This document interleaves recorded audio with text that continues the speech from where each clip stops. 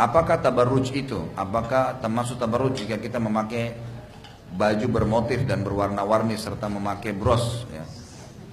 Tabarruj itu sebenarnya istilah dari sesuatu yang ditampakkan secara sengaja dengan maksud dan tujuan untuk menarik perhatian. Itu disilakan tabarruj. Jadi misal dalam Islam itu kita dilarang memakai baju syuhra. Pernah saya jelasin. Baju syuhra itu seperti baju yang warnanya terlalu menyolok sehingga membuat orang menilai buruk atau orang tergoda lawan jenis. Warna yang terlalu memang menyolok sekali. Akhirnya pastilah lawan jenis kalau lihat menarik perhatian dia. Atau orang menilai buruk. Kok gitu ya? Ya, itu syuhra namanya. Itu dilarang, nggak boleh. Kan gitu. Kemudian juga masuk dalam tabarruj. Ini yang pertama ya, menggunakan baju syuhra. Masuk dalam tabarruj adalah kalau seseorang itu menggunakan baju yang membentuk tubuh.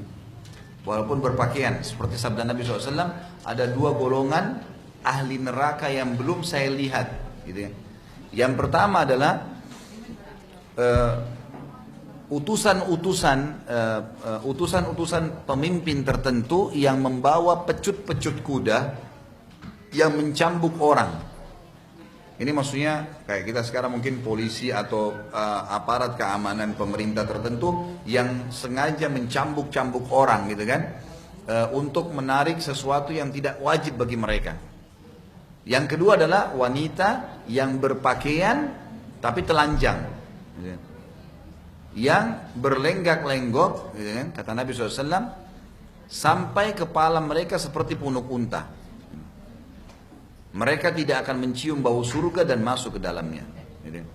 Jadi ada penyampaian tentang masalah itu ya. Yang dimaksudnya adalah pakai baju tapi ketat sehingga membentuk dada, membentuk segala. Orang membentuk ini dalam bahasa orang lihat langsung tertarik lawan jenis gitu.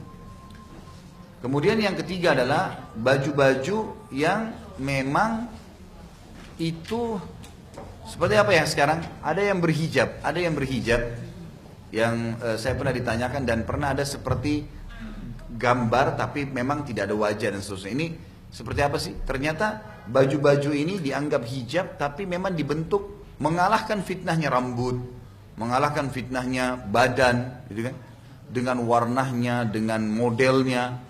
Ya, ada jilbab-jilbab yang kadang-kadang dipakai memang di model seperti rambut, dibuat kayak berbentuk-bentuk, ya. Dia malah lebih besar fitnahnya daripada rambut itu sendiri. Jadi sama dengan rambut, cuma hijab, gitu loh. Dijepit dari sini, dijepit dari sana. Jadi berbentuk seperti rambut kalau dihelai. Cuma beda warna saja, gitu kan. Nah itu terus dibentuk sedemikian rupa di wajah dengan bentuk tertentu. Jadi akhirnya jelas tujuannya untuk keindahan gitu. Sementara pakaian itu diperintahkan dalam Islam memang untuk menutupi aurat. Tujuannya untuk menutup aurat, gitu kan? Menutup aurat. Masalah kasuistik, warna-warni, bintik-bintik atau apa ini memang ya tergantung dia masuk syuhra enggak. Misal gini. Teman-teman di Afrika itu memang sudah terbiasa dengan pakaian warna-warni. Emang begitu, pakaian mereka memang begitu. Ada teman saya dulu, kebetulan beliau dari Eritrea, dari Eritrea. Orangnya Masya Allah cerdas sekali. Namanya Fathul Bari, teman dekat saya. Beliau ini saking cerdasnya kalau ngomong itu Masya Allah, mungkin bahasa Arabnya bisa ada orang Saudi bahkan tidak sebagus itu gitu. Sekamar dengan saya kebetulan, kami dulu di kampus itu satu kamar dicampur beberapa negara gitu. Indonesia, dari Afrika, dari Amerika, supaya ini terpaksa harus pakai bahasa Arab gitu kan. Harus gitu, jadi tidak satu negara nggak ditaruh satu kamar gitu. Nah orang ini kebetulan satu kamar dengan saya. Dia orangnya suka supel, jadi orang semua suka berteman sama dia. Dia suka tertawa, senyum. Dia selalu programin 3 hari dia pakai baju taub, baju kayak orang Saudi, 3 hari dia pakai baju Afrika. Nah 3 hari ini dia kadang-kadang bercanda sama teman-teman dari Afrika juga. Dia bilang, kalian ini orang Afrika, nih saya orang Saudi. Dia sambil bercanda gitu ya. Terus kemudian setelah 3 hari kemudian teman-teman Afrikanya ganggu dia, kamu kan kemarin Saudi. Dia bilang, hari ini saya Afrika. Jadi bajunya dia tuh kuning hitam, Terus nyala. Emang pakaian itu pakaian negara, bagi mereka di negaranya itu bukan aib. Karena kalau kita Indonesia batik ya, itu batik kalau orang Saudi atau orang Timur Tengah aneh tuh. Laki-laki pakai ada kembang-kembang gitu kan. Kesannya begitu ya. Itu aneh bagi mereka, kok ada baju begini nih gitu. Baju koko. Saya waktu pertama pakai baju koko dulu pas balik dari Saudi, kemudian beli baju koko Indonesia kan mulai ada banyak bordir-bordir gitu. Saya pakai ceramah biasa, kita Indonesia kan biasa, baju koko ada bordirnya itu biasa. Begitu saya umroh, saya pernah pakai. Biasanya kan saya pakai thawb kalau di sana ya. Saya pernah pakai. Teman-teman saya ini ketemu saya nih. Ya Khalid, baju apa yang dipakai nih? Baju apa kamu pakai ini gitu? Kok aneh gitu ada kembang-kembang. Saya bilang ini bukan kembang, ini bordir. Bilang ini aib. Aib bagi mereka itu. Dianggap aneh.